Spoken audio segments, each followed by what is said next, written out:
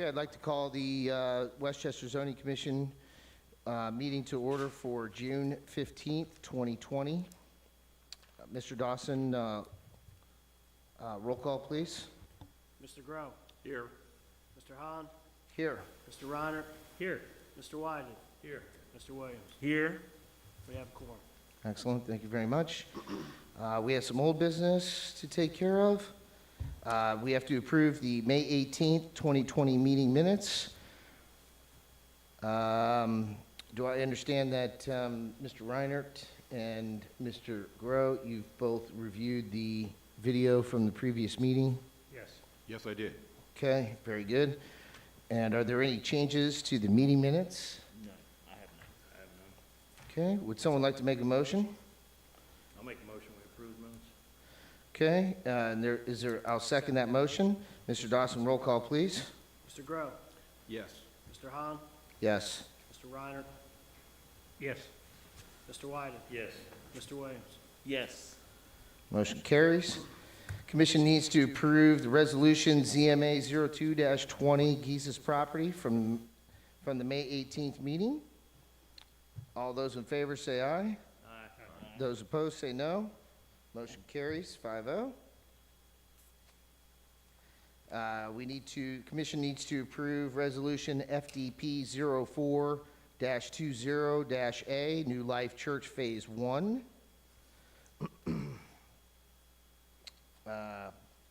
All those in favor? Aye. Say aye. Yep, aye. Those opposed, say no. Okay.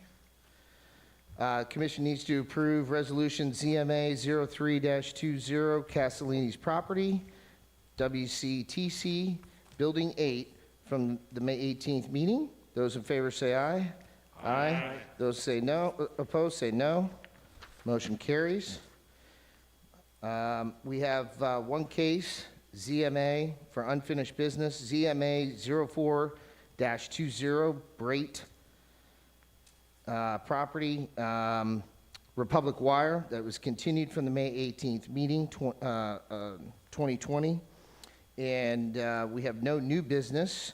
So at this time, we'll have staff swear in anyone that plans to give testimony for the Republic Wire case. Please stand and raise your right hand. Do you swear that the testimony you give is true and correct to the best of your knowledge and belief? Yes. Thank you. Sorry, I need to also swear in staff. Could you please raise your right hand? Do you swear that the testimony you give is true and correct to the best of your knowledge and belief? I do. Excellent. Thank you very much. Okay, with that, we will hear from our continued case from the May 18th meeting, ZMA 04-20 Brate Republic Wire. Staff report, please, Mr. Dawson. This case is a continuance from last month's hearing. The applicant, to recall for the public that may be viewing at home, here we have a site aerial showing the site highlighted in red. Site's located along Princeton-Glendale Road, State Route 747, approximately 420 feet south of Smith Road, and it's approximately a 15.24 acre site. I'll just real quickly run through the next few slides, giving some context, a few ground view pictures of the site.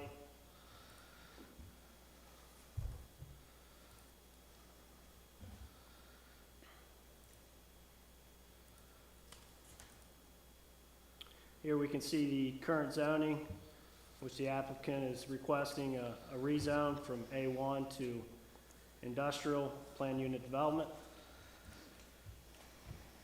As stated last month, the recommended land use was split between the office, light industrial, and community mixed use along the frontage. However, the land use committee reviewed the case and did recommend an amendment to extend the office, light industrial land use to the frontage. As we can see in the May proposal, at that time, the applicant was proposing, excuse me, I believe it was a 400,000 square foot building. At the time, we did not have the floor plans to gauge how much of that was office and warehouse. And the required parking for that use was determined to be, I believe, approximately 155 spaces, where the applicant was providing 80 of those. Since May, the applicant has revised the plan. As you can see, the proposed multi-purpose path has been adjusted to extend from the north property line to the south property line along the west side of the building, the north and west side of the building. Plus, the applicant is now providing 100 spaces where 155 would be required. Floor plans were submitted, totaling 390,000 square feet of warehouse and 10,000 square feet of office. So that has been verified. However, the applicant's requesting approval of the use at a reduction of 55 parking spaces, which is 65% of the required number of spaces. The applicant has stated during daytime operations, the warehouse will be staffed with 40 employees, and the office will be staffed with 25 employees. During the nighttime, there will be a total of 20 employees. The parking reduction could be considered to be justified by the state of workforce operations. However, enforcement of daily operations will be highly difficult to enforce and may be a burden on future change in the user of the site. Currently, the township zoning resolution requires 1 space per 3,000 square feet for warehousing and 1 space per 400 square feet of office use. Although the PUD allows a variation or flexibility in what is allowed by right in other zoning districts, the commission has only approved slight reduction in residential PUDs. While nothing has been adopted, staff has done research of comparable communities in context of modern parking standards, where 10% reduction has been allowed by right and up to 50% of reduction of those spaces have been allowed where there are shared off-site parking easements obtained. So that is another consideration as the township is moving forward to adopt a new zoning resolution in the near future as well. So at this time, consideration should be given to approve a parking reduction as proposed at a 35% reduction with a condition that requires the applicant to provide off-site easement agreements for additional parking that would meet that requirement, or with the condition of another higher percentage of reduction the zoning commission would allow, or to recommend denial. Additionally, with the multi-purpose path that I pointed out earlier, as we can see, the extent of that path only extends to the site's south boundary. They do not have any agreements with the current property holder, but the township, current property owner will dedicate the roadway as right-of-way, and that we ask that the applicant revise the plan to show the curb ramp extension to Brate Drive and a striped crosswalk to get to the existing south side path on Brate Drive, if approved.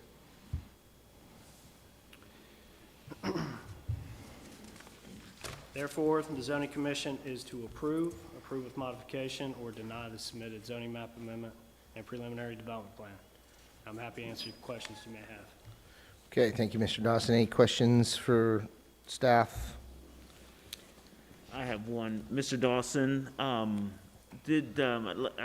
what I remember from the last case, the adjacent property owners really were reluctant to allow for a cross easement for parking.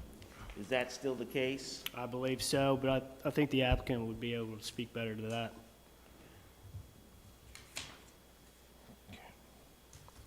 As far as the shared parking, correct? Mm-hmm, yes. Yes, it was stated in last month's meeting by the property owner who had another case here, that they, in their lease agreement, had already dedicated all their additional parking spaces in those spaces that they leased.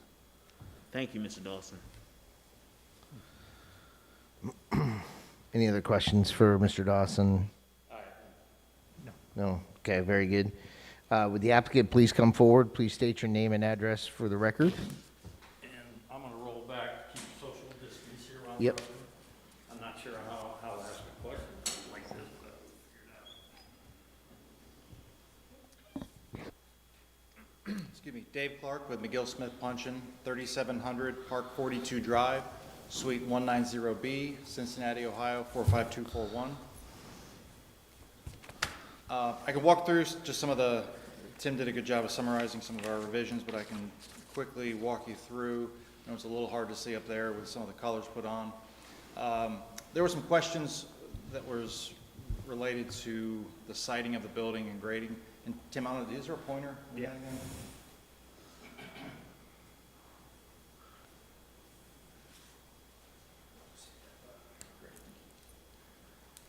So I just wanted to, just to reiterate, as the building is sited, we have not, in this revised plan, the building corners here and here, and along this edge and this back edge, they have not changed from the prior submittal.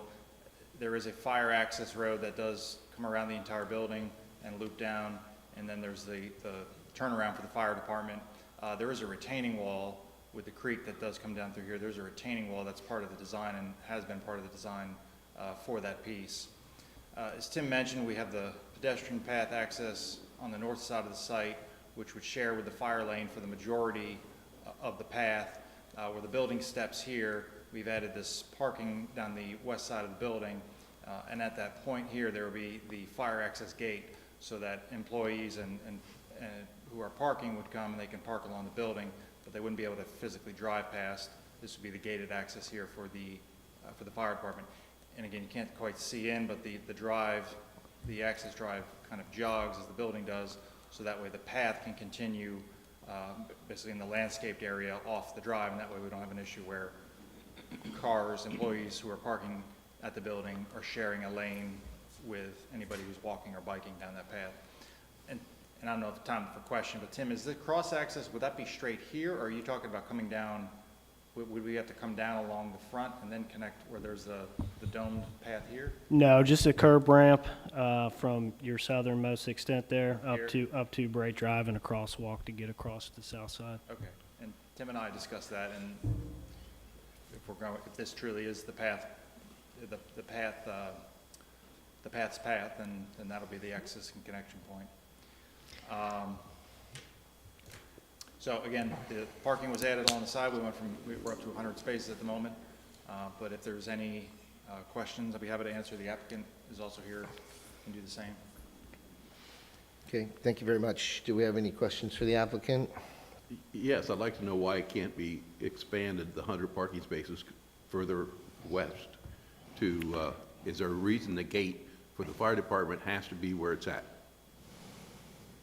Is there, I'm sorry. It looks like you have a gate for the, I think, for the fire Correct. department right there. Is there any reason we can't expand that going further west and add additional parking places? So what I'll say is what I reiterated last month is just the usability of the site and the square footage that the applicant is desiring. So the more parking, the less building, and the more parking and the actual less need that the applicant has. So I'll let Mr. Rosenbeck can speak to that a bit, but I think the answer is for what his business is, even at 100, we're 3 times what he's actually going to use at a given time. I understand. My question was, where that gate is there any law required by the fire department it has to be there? Oh, is there a law that the gate has to be there? Is there a reason that the gate has to be there, or could the gate change forward or backward from where it is? The gate can move, yes. It can move, thank you. That was my question. Okay, yes, the gate can move. Do we have any other questions for the applicant? I do, but I believe it's Mr. Rosenbeck. Rosenbeck that I think we need to hear from to see how he would meet the needs of the recommendations. So we need to understand how that's going to be done.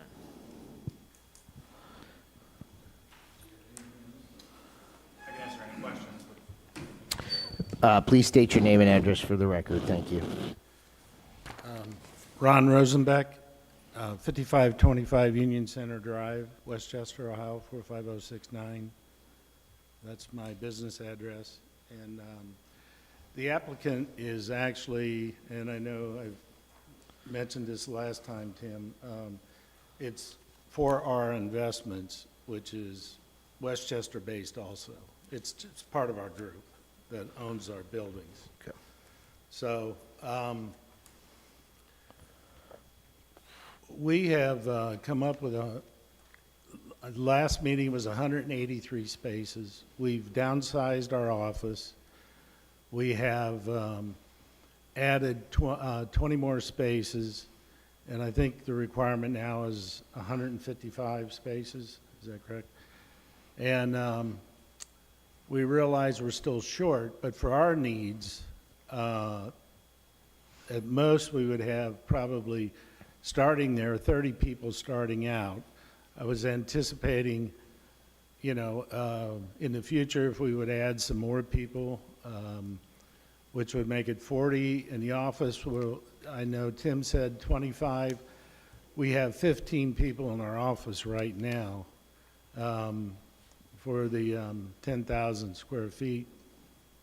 And our night shift right now, we only have 5 people, and I was anticipating expansion there up to 20. Now that's 55 during the day and 20 at night, let's say. What we do now is we stagger our shifts. We have people come in at 6, leaving at 3, starting at 8, leaving at 4 or 5. So, you know, where we're at now, we have the same situation, but for the amount of people we're talking, 55 during the day with 100 spaces, we would have plenty of parking. Now, I know your question is, well, what about in the future if we would sell? Well, I have been out here 25 years so far. And, you know, our anticipation is we have manufacturing at our current facility. We're moving our distribution to this facility, and our anticipation is to be here for a long-term period. I know people come and go, and I know things happen, but, you know, there's situations now where even with North Point, with the parking spaces they have, if my neighbor Pole Zero would move into their facility, they wouldn't have enough parking because they have 250 people. So, you know, my point is that, you know, and then there's other buildings where there's not many people in at all. So you know, we are anticipating here, we have 100 spaces. There is an area, if somebody else did buy the building, down below there you see the green. I don't know, is this the pointer? Right in here, that you can put about 20 spaces in. So that would take you up to 120 spaces. And, you know, you were talking 155. So that would get us up to about 80%. So, I mean, there's some things you could do. And I think the other question was, could we go, oh, this is not working. There it is. Could we go this way a little bit to add more parking on the west side? Was that your question before? That is correct. Okay. And that's a possibility too. But for us right now, it's already overkill to have 100 spaces, but you could go north that way also. You know. Hey, Mr. Rosenbeck, you could go north where you were just referring to without having to, at a later time after the building is built? Like, in other words, you see where I'm headed here? In the future, You could put more parking spaces along there? Well, you could actually, get this there. Dave, could we put, have an entry back here and put parking on that north side also? Yeah. So, can you hear me? So to Ron's point, the original application from last month, we had 18 spaces in this area here, and this is our truck area, and Ron was a little concerned with safety and parking with people, employees parking here, and then the trucks. Yes. So we, with this new plan, we were able to eliminate these spaces. We'd be able to screen this with some evergreens and trees out in front of the dock area. Yes. Still add 20 spaces from the original submittal. So this could be then converted to parking at a later date and add again about 18 spaces. For this piece here, this line can move north, and so every, a typical space is 9 feet wide. So for every space that we need, we lose approximately 167 square feet. This building footprint right now is just over 400,000 square feet, and I know that's a number that Mr. Rosenbeck wants to keep. So by sliding this to gain another 7 plus spaces, and if we added these, you could get, again, about 125 spaces, which is obviously a pretty significant increase from last month's submittal. The other thing, so yeah, this point though, if the building was constructed as is, I mean, that would be a defined point, so we would have to make the decision as far as how far we push that, because once it's built. Right. Okay, very good. What about, sorry, is north to the top of the page? Yes. Okay, so is there any opportunity for something along that northern side, or is it just too narrow? It's possible, but not without significantly reducing the building.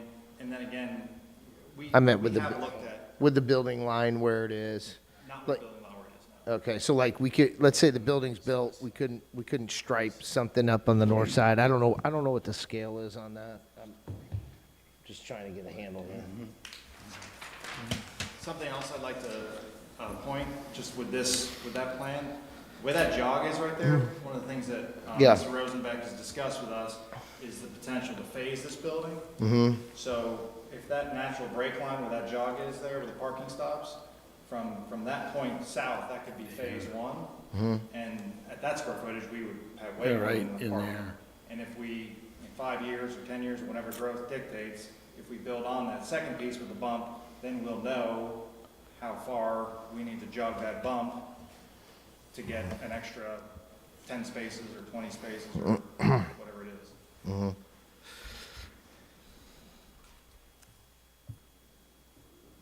Your approach, as far as phasing it, I think that's the first I've heard of that tonight. So is that the plan? That is a possible plan, just based on where we are in the economy today. If things really turn around and the economy gets back to where we were before, then we probably, the possibility is we'd go with the entire building right away, rather than do it in 2 phases. Everything is, right now, up in the air. You just don't know what's going to happen with this virus and what it'll do to the economy, and going forward, what our plans are to obviously have a 400,000 square foot building, because we're going to need the majority of the space starting out. And because we're moving out of our distribution center, which is 175,000 right now, all that is going to be moved. And we're actually, our space is limited already, so we need about 200 to 225,000 right now to start out.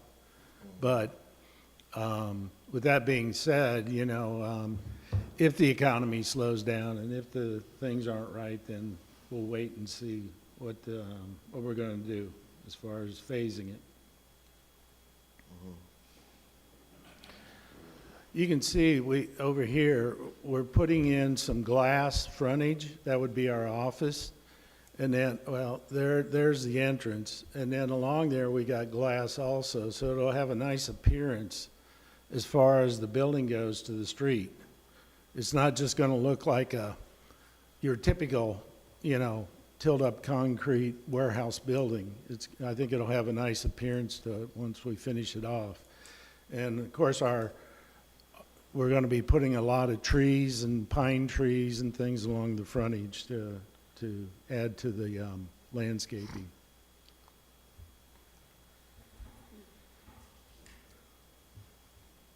Okay, very good. Do we have any more questions for the applicant? No? No? I do have a question for legal after. Okay, I have one more question. sure. What's the life expectancy of a tilt-up building that you're putting there? Well, it's gonna last longer than me. And probably just, Let me Well, put I'm it gonna this keep my way. mouth shut on that. okay, thank you. There's tilt-up buildings that I know were built back in the 70s that are still around, Okay. No, you answered just my question, yes. Well, the point being, my son is 44 years old, and he's now my president. So he's going to carry it a long time. I have another son that's 21 that is in college right now, majoring in business. And so I hope he comes into the business. And then I have two grandsons that are younger, so my succession plan is longevity, And, I understand. my legacy is, that's the thing that I want. I just want the legacy of the family to carry on in Westchester and And I wish you move it well. forward many years. So, In our plan, it's a 50-year building is what we strive for. Thank you. yeah, he's the architect. With tilt-up concrete, it's, there's paint, caulk, and maintenance, but it's one of the most durable structural materials that you can use for this type of building. Okay. I have a quick question for the commission. There's been a lot of questions and with Tim as far as this bike path. And I know there's a grant to get the bike path down Smith Road and to 747. Then you have, if you cross 747, if you go towards the apartment complex, and I don't know the name of it. Do you know the name, Dave? It's on Smith Road if you continue on. Then they have a bike path right there that goes all the way out to the trail. So if in the future you came across and you did that, could we terminate the bike path at our building, would be my question. In other words, if you're not going to go forward along 747 to the tracks, then what would be the purpose for having it go around our building? And so I just have that question. Would that be a possibility if you're going Smith Road instead of up 747? That's what everyone looking at me for. I mean, I guess I can't, I don't think any of us can answer that question. That's a question for the trustees, I believe. My logic would tell me that in the future, whatever future point that is, that if what you had described comes to fruition and there's really no need for that, I think you would have a pretty strong argument to be able to eliminate that.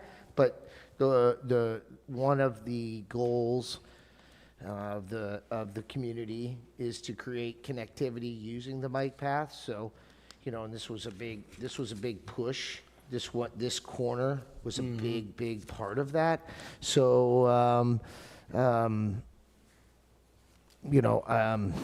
can it happen if what you had said comes to fruition? Yeah, I think you would have a legitimate case you could certainly take back to the trustees. I've got a recommendation and maybe this should go to the trustees, but Probably. it seems like if you came across 747, that old state inspection building that's there is falling apart. The doors are falling down, and it's a sore eye right there. Why doesn't the township buy that property and make it a parking area so people can drive down and park there and then hit the bike path going up Smith Road? That seems to me like something that would be safer than people walking along 747 where cars are going 50, 60 miles an hour and could run off the road. Sure. And hit somebody. So, Sure.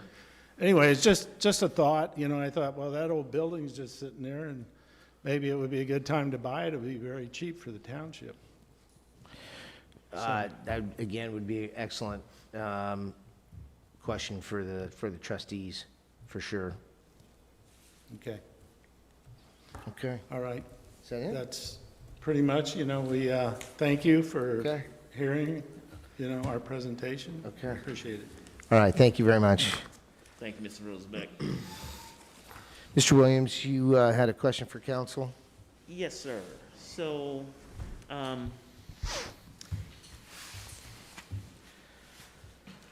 is there any legal precedence as far as setting, if we were to accept lesser parking spaces for this particular rezone? What legal ramifications will we have? There's really none. I mean, precedent is just that, it's precedent, but it doesn't mean that in the future you can't do something differently. Each case is kind of a standalone thing, and if somebody supports why they ought to be given a 75% decrease of parking in one case versus another at 0% decrease in parking, each case can stand alone. I wouldn't concern yourselves overly with the concept of, oh gosh, if we do this here, what do we say to the next guy? Right. Let's worry about the next guy the next time. Good, good. Okay, thank you. Sure. Okay. Mr. Dawson, I noticed there was not an actual resolution in our packet. Is that, Correct. So I gave you a number of scenarios that the commission could make a motion and decide on. so we just have to go off of? Leaving it that left open, I decided not to try to draft another amendment. But the consideration for approval at the parking reduction would be specific to the workforce proposed, and then any change of that, which would be enforceable by staff, and any change of that would then require a major change, whether it's the current owner and his operations, if they increase, and it becomes notified by staff as a violation, we can request that they come back to the zoning commission through the major change application, or if it's a new property owner who's coming in with a different use. Did everyone understand that? I caught a little bit of it, but Yeah. going back to the conditions, if we're going to accept some revision, do we state the revision that we're accepting? Or Right, so it would be drafted as the use shall be approved with 100 parking spaces proposed, which is a 35% reduction from the township zoning resolution requirement for 155 spaces. This approval is permitted based on the parking justification for 65 employees during daytime operations and 20 employees during nighttime operations. Okay, that is not, we don't have that language in front of Right, us. that is just a draft for me to explain that to you. Gotcha, okay, so, But this will be included in next month's approval of the resolution and the meeting minutes for you to review. okay, And the applicant the applicant has reviewed that, they're aware of that? No, you are setting the conditions of the Tonight. approval tonight. Yeah. got it. So there's a statement in there in the packet, there's a one-sentence portion that says, with the condition that requires the applicant to provide an off-site easement agreement. Should we just strike it? Well, that's just his notes. Is It's that- not even a So, resolution. I mean, but it just seems a little Yeah, I know. confusing. I know. Well, So- again, these are his notes, so I think, well, okay. We should probably go into deliberation. How about that? Okay. Yeah. Well, you need to call proponents. Oh, yeah, that's correct. Yeah, let me get back to my checklist here. Sorry. Thank you, Mr. Dawson. Okay. All right, we've had the applicant come up. Thank you very much for your presentation. Are there any proponents that would like to come up and speak on behalf of this case? Seeing there is none, are there any opponents that would like to speak against this case? Seeing there are none, is there anyone with neutral information? Okay. We will now close the public portion of our meeting and go into our deliberations. Mr. Chairman, if I could also, Please. staff did send out notice to allow people to know that the the public hearing would be streaming live online, and that any public comments could have been sent to staff prior to the meeting, which we received none. Okay, very good. Thank you. So we have staff kind of like their notes, right, and for their presentation purposes, but we really don't have a resolution in front of us. So with that being said, Mr. Dawson, I think your explanation was a condition that can be written in the resolution that would state something along the lines of, as long as the applicant has the appropriate number of employees working at the facility, if it's under 155, but they are not exceeding the 100, So it's an approval of what was proposed. So 65 daytime employees and 20 nighttime employees, and that was his maximum. He had stated that he may not need that at first, but that's what he's projecting as his maximum. So if, let's say, 10, 15 years down the road, we get a complaint, of not enough parking and they're parking on a public street, then we would inspect that. If we see that they're operating over that 85 amount of the workforce, or 65 during the day, that would be a violation where we'd give notice to come back to the zoning commission. If Okay. it becomes an issue through enforcement. Mr. Dawson, it seemed like when I reviewed the video, I got the feeling that the concern was maybe something happening farther on down the road with the building, that it may be sold, and the unlikelihood that it might be, that someone else might come in that is going to put in something that would require more parking than the 100. Am I correct in saying that we can put a provision in that if by chance the building was sold, it would have to come back before the zoning commission? Or Yes, there back could- to the, Yes, there could be an additional condition that requires any change of use. So new user, let's say they're doing office warehouse distribution, but it's a new user, so we can require a major change to come back so that you can verify that they'll still be meeting that reduced parking. thank you. That Along makes it better for me because that protects the township in the long run. along that same line, if I may. Sure. So when they go to sell the building, if that happens, then if there's 100 parking spaces, they'd have to come back through to the commission, the new owner, and we would then look at the formula for the parking. The parking formula would somewhat limit their market, right? Because they could do a similar type business with a similar employee intensity or lack thereof. And if somebody was wanting to buy it who wanted to double the employee count, that would just limit their ability to buy it unless they could Yeah. somehow figure out to do it. To be frank, it puts the burden on enforcement Yes. and the, any speculative new owner, right? Or I'm sorry, the property owner, because when they go to sell, they're not gonna have as wide of a market for a reduced parking site. Yeah. So if he's happy with that, and he can, we don't have an issue with enforcement, there's, Yeah. It seems like the So, safe. but then the flip side is, let's, doesn't sound like the applicant's going to be going anywhere anytime soon. No, I don't I think would so. kind of Hope agree. not. You know? But we would be remiss not to talk about the what ifs, right? I get it. But let's focus a little, for a couple minutes on how, on as is, right? Or what will be with Republic Wire in there. So if Republic Wire ends up blowing it out of the water and they have 200 employees wheeling in here every day, I'm making an outlandish example, and we've only got 100 spaces, and, enforcement drives by and sees cars parked in grass and up and down the streets and all over the place, they would have to come back in, and we would have to handle that at that time. So, do think you that's the understand that point. to be?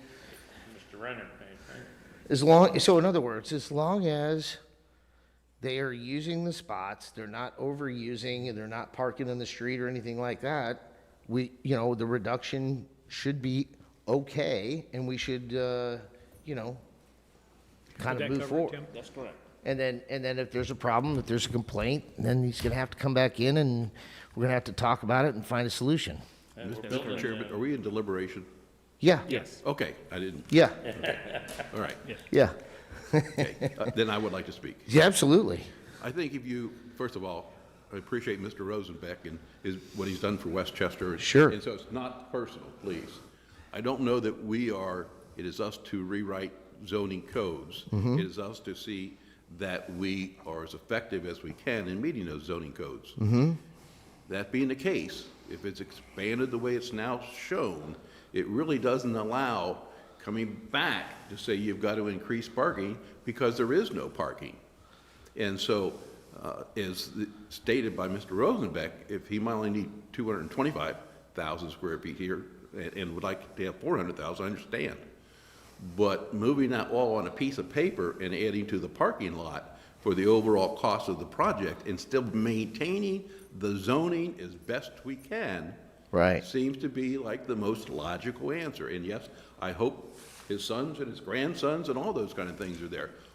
But that's not for us to judge. Ours is to say basically, what is the zoning requirements? Right. Does this get close to the zoning requirements? And why are we bending what somebody else put in place? Right. Right. My comments. Okay. So, in my response to that, I would say that the bike path concept is not, they're trying to adhere or comply with that. And that has, in some cases, causes some restriction to the site plan. The building size itself, because he's currently in a 175,000 square foot building, he's planning, I guess, to double his business over the next 39 and a half years, which is usually the depreciation on a tilt wall structure. That's fair. So my mindset is more along the line of allowing this exception. And that's why I asked the legal question. As long as we're not setting precedents and we can still judge every case that comes through individually, then I don't have a problem with it. I'm sorry, go ahead. Oh, sorry. Well, the one thing, I go back and I look at this again, and remember, it's a zoning, it's kind of weird. We're kind of fast forwarding this whole thing because it's a zoning map amendment, but for a PUD, but it's also a final development plan, essentially. Correct? No. Preliminary development plan? This is a preliminary. Preliminary development plan. Okay, but in PUDs, that does allow us to have a little bit of flexibility. That's the whole point of a PUD. And with that, I can tell you, being in this industry, we're starting to see, at least, where my firm, where we work, we're starting to see other municipalities that are going back and rewriting regulations. Now, that's not what's happened here. We don't have new regulations. However, I do know that, I think everyone in the room knows, right? We're in the township is in the process of getting new zoning code. And the counties or the cities, municipalities that are ahead of the game a little bit that I've dealt with are actually seeing a huge reduction in parking. It's rather interesting. So for example, in Myers, we're actually we're doing a design inside an existing outlot or within the Meyer parking lot, and we are wiping out at least 100 spaces. So, it's happening, that, maybe the parking was a little aggressive on the side of too much for the use. I kind of like I kind of like what staff came up with, Mr. Dawson came up with the, okay, you say you got 50 employees, and you're not going to have a problem, fine. When there is a problem, agree with that. it does put a little bit of a burden on enforcement, I get that. But it provides the applicant, he came up here under oath, told us what he was going to tell us, told us the truth, that it's what he's got, and so I'm inclined to say, okay, let's approve this. However, he understands the ramifications coming back on the backside, and he's going to have to make a hard decision, because at the end of the day, you can't have people parking in the streets and in the grass and all those kinds of things. You just can't do it. He's going to have to make a hard decision. What's he want to do? And I understand you, to your point, Richard, that's going to, when you have that building built, there's not a whole lot you can do at that point. I'd be inclined to say he knows his business pretty well, and he knows what kind of people he's going to need in that operation, and that's what it is. It's what it is. I feel comfortable with it because of the two safety valves we got. Number one, number of employees, which will obviously limit how many people are going to be parking out there. And number two, the market will dictate who's going to buy it. That's going to limit the market. Maybe the market reduces by 50%. That's a choice he wants to make. Yeah, that's his choice, right? Right. So because that new owner would have to come in and get permission through a certificate of occupancy and zoning use permits, all that.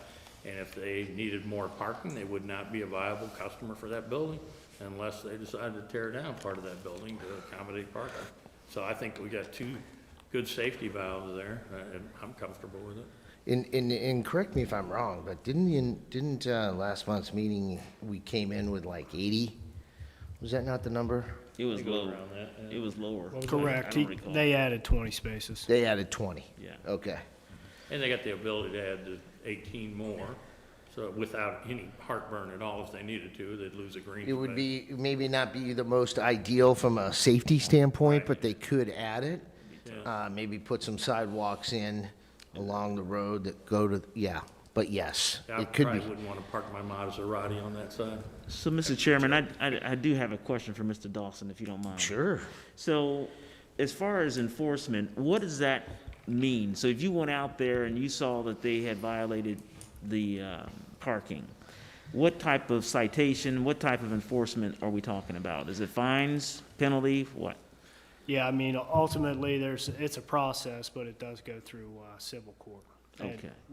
The attorney could probably speak better to that. Okay, No, that covers it pretty well. It's a zoning violation, plain and simple. okay. Is it a per day type thing, per day type occurrence? That can get a little bit more complicated. Technically, the law says it can be up to $500 per day, but you gotta cite them separately for each day. Not all courts do it that way. Some have gone the route of saying, okay, it's $500 every day, even though you didn't send them a separate notice each day. But yeah, typically you can get compliance that way, or also a court ordering them to stop, or threat of contempt. Usually that threat works pretty well. Okay. Well, I would certainly hope that Thank we you. don't have to. Sure. I certainly hope that we don't have to go down that road. Exactly, exactly. I feel comfortable with this, with those conditions. Okay. Again, it's going to be a little difficult without a resolution. Mr. Dawson, You could make a motion to pass with minimum staff recommendations. and that would be sufficient? Yes, and then, like I said, you'll have ample time to review the draft of the resolution and approve it at next month's hearing. Okay, fair enough. Everyone, is everyone comfortable with that? Staff actually read it just now before, so he read it into the record. So in essence, we could just make the motion based off what staff read Sure. into the record. Okay, all right. Well, there will be some other revisions to the resolution in regard to the bike path. Since he is showing it and as proposed, there was a condition on the original draft that stated that he needed to connect it in a certain way. We're good with the way he's proposing it, but he will need a public use easement, so that'll be a revision to it as well, so. Okay. Okay. Yeah, that's just, You could that's pass a tying up motion loose ends. as revised recommendations. Okay. Mr. Chairman, it just seemed like when I was reviewing it, that seemed like the question that was in the back of people's minds as the future. I'm fine with this. I want to see them come in, and I want to see them grow and add another building later on if they can, but I just wanted everyone to know that we have made, the zoning commission has made variances before in the past with PUDs, and we're allowed to do that. I just want to make sure that if you guys felt it was necessary, yes, we could do it. I get the feeling it's not necessary. I don't think it's necessary now, so I'm full in favor of this. Okay. Great. Great. I'm satisfied. Everyone feeling pretty comfortable? Sounds like we might be ready to be, someone making a motion. You want me to give it a shot? Yes, sir. All right. How about, I'll make a motion to approve KZMA 04-20 Brate 2 Public Wire based on minimum staff recommendations As revised. as revised. I second. Okay, we have a motion, we have a second. The question is on the adoption of the motion ZMA 04-20 Brate 2 Public Wire to be approved by zoning commission based on staff comments, other agencies' recommendations. Any further discussion? No. All right, Mr. Dawson, would you call roll, please? Mr. Grow, Yay. Mr. Hahn, Yes. Mr. Reiner, Yes. Mr. Wyden, Yes. Mr. Williams. Yes. Okay, congratulations. Motion carries 5-0. Good luck. All right. I'm sorry. After? You want to be on the record? Should it be on the record? It doesn't. I mean, I just wanted to mention that when we added on, we had to add extra parking, and we gladly did it, Yeah, you know, under our current situation. you're good. It's just something that, you know, I don't want other people parking on the street. It's not gonna happen. So, Okay. thank you. All right, thank you. Thank you. Congratulations, guys. Okay, we have some administrative matters to address this evening. It is that time of year for our annual board appointments. So I will now open the floor for nomination of chairman and vice chairman for our annual board appointment. Don't you do those one at a time, sir? Not together? No, that's fine. We're good. So I will start with the chairman, nomination for chairman. I nominate Mr. Jim Hahn to continue as chair. Okay, thank you very much. I'll second that. Any other votes for chairman? Okay, vice chairman. I'd like to nominate Mark Murphy. Okay, I too would like to nominate Mr. Murphy. Any other nominations? I second that. Okay. Any other nominations? Okay, okay, so, I'll close the floor on the nominations. I need to make a motion to accept the slate of nominations as presented. So moved. Okay, I second it, you second it. and I guess we need to do a roll call vote. So, Mr. Dawson, roll call, please. Mr. Grow, Yes. Mr. Hahn, Yes. Mr. Reiner, Yes. Mr. Wyden, Yes. Mr. Williams. Yes. Great. Thank you very much, gentlemen. We have communications and miscellaneous business. Our next meeting is Monday, July 20th, 2020 at 6 p.m. This will serve as public notice of that meeting. And could I have a motion to adjourn? Mr. Chair, do we have cases already lined up for the July? There are We have three We have cases. 3 cases? Yes. So could I have a motion to adjourn? So moved. And a second? Second. All right. The question is on the adjournment of the meeting. All in favor, say aye. Aye. Those opposed, say no. We are adjourned.